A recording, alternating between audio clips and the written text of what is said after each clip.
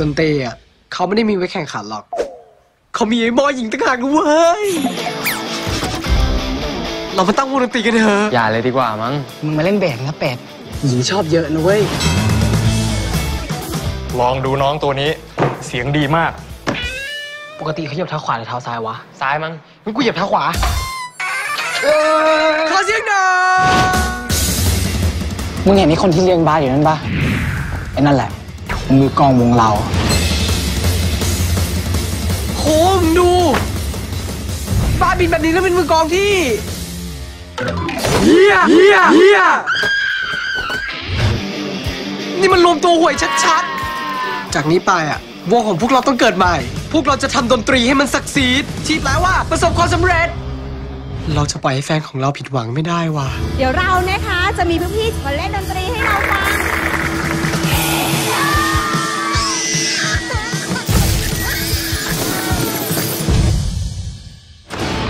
เอา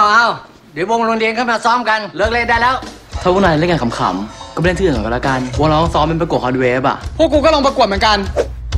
ตกใจเลยดิไอ้พวกมึงรู้ยังมีเด็กแอปมาใหม่อ่ะอยู่ห้อง2เป็นผู้หญิงน่ารักด้วยรับรองมีอึ้ง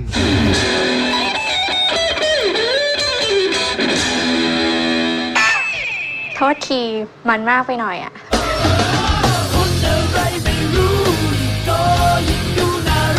ตอนนี้วงกูมีมือกีตาร์ระดับเทพแล้วที่มึงลากเขาเข้ามาด้วยถามเอิญสักคำยังวะเอาดิโจทย์เขาบอกว่าทุกวงเล่นเพลงที่แต่งเองเพลงหนึ่งว่ะต้องเป็นเพลงรักที่ห้ามมีคำว่ารักแล้วมันจะเป็นเพลงรักได้ไงวะไม่ยากหรอกก็แค่แต่งจากความรู้สึกของตัวเองอ่ะรู้สึกยังไงเหรอรู้สึกชอบใครสักคนอ่ะแล้วถ้าเป็นเป็ดอ่ะจะใช้คำว่าอะไรน่ารักเพลงในความรักที่เธอร้องเป็นอย่างไรวันที่เงียบเหงาเธอจะคิดถึงเพลงของใครตั้งแต่จากกั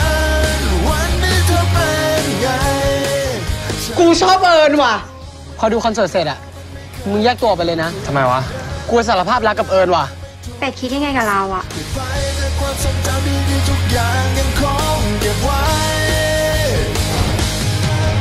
ยังคงมีบทเพลงของเราล้วนวานได้ยินเมื่อไรหัวใจยังเป็นอย่างนี้ให้เวลามันหมุนไปนานเป็นปีแต่เพลงนี้ทุกในใจซักซีดห่วยขั้นเทพและผู้ที่เข้ารอบฮอตเวฟปีนี้พวกเขามีชื่อย่อว่า SS ได้แก่วง Success วง